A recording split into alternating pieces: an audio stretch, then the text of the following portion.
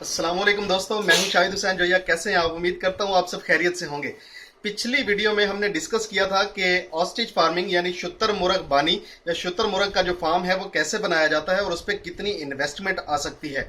इस वीडियो में हम डिस्कस करेंगे कि इसमें प्रॉफिट मार्जिन क्या है, प्रॉफिट रेशियो क्या है। हम जो 2 करोड़ 35 लाख रुपए की इन्वेस्टमेंट करने जा रहे हैं तो उसका जो आउटपुट है वो क्या है।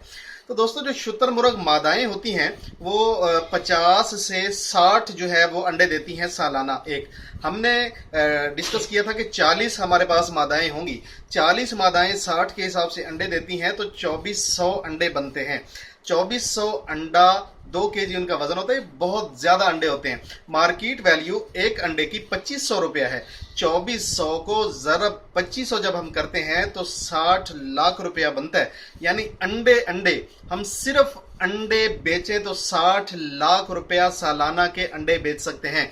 लेकिन जाहिर है कि हम अंडे नहीं बेचेंगे। हम अंडे क्यों बेचें? हमें तो उसमें नुकसान होता है अंडे बेचने में। हम बेचेंगे बच्चे। हम अंडों से बच्चे निकलवाते हैं, खा वो मादाओं को अंडों पे बिठा के हम बच्चे निकलवाएं या फिर जो है इंक्यूबेटर से हम बच्चे निकलवाएं। तो अंडों से बच्चे निकलने की जो रेशो होती है वो 95% होती है। 95% यानी 5% अंडे खराब हो जाते हैं या उनसे बच्चे किसी वजह से नहीं निकल पाते या वो टूट जाते हैं।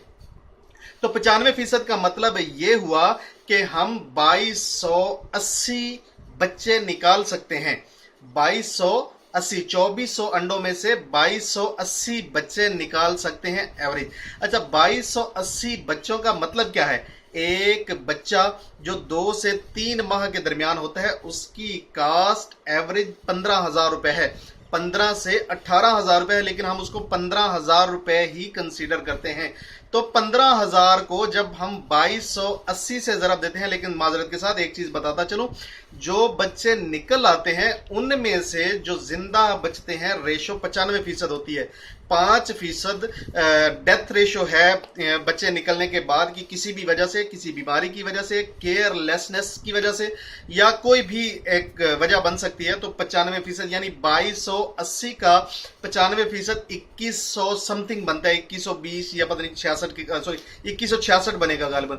तो 2166 को जब हम जरब देते हैं 15,000 से तो 3 करोड़ 42 लाख रुपए बनते हैं एक साल के। अगर हम यानी तहम्मल कर लें, हौसला कर लें, हम अंडों से बच्चे निकलवा लें, उनको 2 से 3 माह अच्छी केयर कर लें तो 3 करोड़ 42 लाख रुपए के वो बच्चे बिक सकते हैं।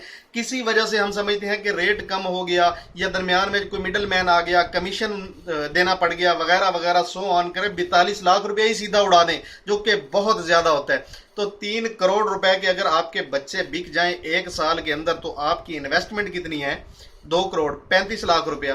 पहले ही साल में आपकी प्रॉफिट जो है वो वापस आ गया। लोग ये कहते हैं कि इस काम में प्रॉफिट नहीं है। कैसे प्रॉफिट नहीं है? आप एक्सपेंसेस को बढ़ा लें, बिल्डिंग एक्सपेंस को बढ़ा लें, रकबे को बढ़ा लें, इसकी फीड को बढ़ा लें, सब कुछ ऊपर ले जाएं। कितना ऊपर ले जाएं? आप 60-65 लाख रुपया ऊपर ले जाएं तो फिर भी 2 करोड़ 35 लाख रुपया तो एक साल में रिटर्न होता है। तो कौन कहता है ये बिजनेस बेनिफिट नहीं देता? और उड़ा दें इसको, 50% उड़ा दें कि यार पता नहीं यार क्या वजह, हमने नया कारोबार किया, हमसे नहीं हो सका या नहीं होता या नुकसान हो गया। 1.5 करोड़ रुपया आ जाए, 1 करोड़ रुपया आ गया।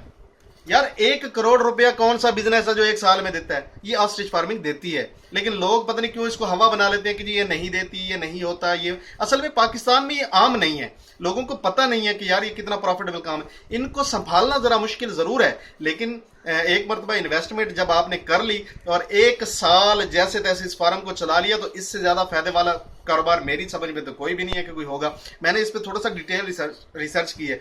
पार्ट 1 बनाने के बाद मैंने इसको मजीद खंगाला है कि यार ये बिजनेस कितना प्रॉफिट देता है। तो बैरून मुमालिक में जो लोग काम कर रहे हैं या पाकिस्तान में चीदा चीदा जो लोग काम कर रहे हैं उनको पहले फ्लॉग में सम टाइम महसूस होता है कि यार हम वो प्रॉफिट रेशो गेन नहीं कर सके जो करनी चाहिए थी। लेकिन आहिस्ता आहिस्ता जैसे जैसे ये इस काम में एक्सपर्ट होते जाते हैं, इनको पता लगता जाता है कि यार इनकी फीड कैसे देनी है, इनको पानी कैसे पिलाना है, इनको अंदर कैसे रखना है, बच्चे कैसे निकलवाने हैं, बच्चे यानी मादाओं को अंडों पे कैसे बिठाना है, इसको सेल कैसे करना है, हमने मार्केट कैसे तलाश करनी। जब ये सारी चीजें आया हो जाती हैं, लोगों को पता लग जाता है तो फिर वो वाकई समझते हैं कि हमारी इन्वेस्टमेंट रहेगा और बेकार नहीं गई। ये बड़ी अच्छी इन्वेस्टमेंट है। अगर मुझे कभी मौका मिला, टाइम मिला तो इंशाल्लाह मैं भी ट्राई करूंगा। दुआ में याद रखिए। शाहिद हुसैन जो है। अल्लाह हाफिज। पाकिस्तान जिंदाबाद।